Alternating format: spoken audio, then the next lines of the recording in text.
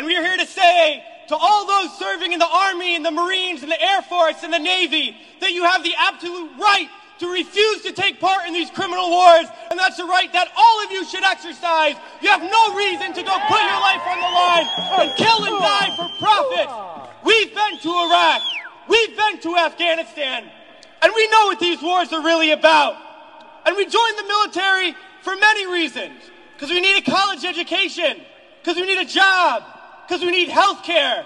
And then we joined the military, and they tell us that our enemies are poor people in caves in Afghanistan, or poor people in the deserts of Iraq. But we've been to those countries, and we know that our enemies are not other poor people abroad. Our enemies are the people that laid us off from our jobs, that denied us health care, that make it impossible to get an education. Our enemies are not in the poorest countries on the planet, but right here in the richest one.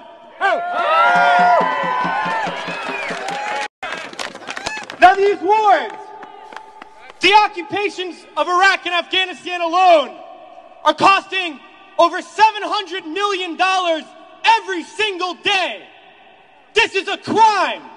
Every single day, while so many of us are hurting. Well, I think all of us here, and the vast majority of people in this country, would agree that we can spend $700 million a day better than bombing people that we have no reason to bomb. We can spend $700 million a day rebuilding those countries we've destroyed. We can spend $700 million a day caring for the veterans we get home when they get home. And then we can spend $700 million a day giving every single person health care, a college education, a job, and a livelihood, and a home. That's what we need to be spending our money on. But this government is not going to do that. They're not going to use the money in that way. They're not going to end the wars. And they're not going to do it because it's not our government.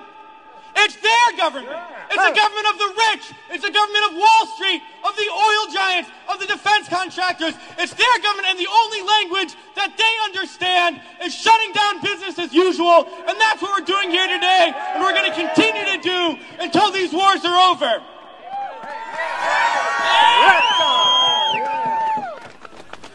Well, it's crystal clear now that these wars are going to continue and expand and go into other countries. That is the trend. That is what we know, that there is perpetual war, and it's only going to stop if the people stand up and stop it. And that's what we're going to do, sisters and brothers. And a lot of people ask me, what do we do? Because we all know things are bad.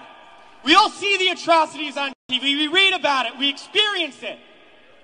People always ask, what do I do? Because we always want to know what to do. Do we vote? Do we support a politician? Do we join an organization? What do we do? Well, I'll tell you what we do. It's simple. We fight.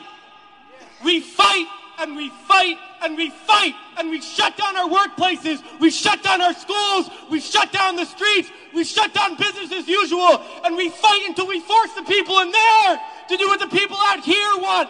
Because that's how we're going to get around, and we're going to fight until there's not one more bomb drop, not one more bullet fired, not one more soldier coming home in a wheelchair, not one more family slaughtered, not one more day of U.S. imperialism. So let's fight to make that happen. We can do it today, and then the days ahead, we have to fight to end these wars and create a better world, sisters and brothers. So join us in that fight. Thanks.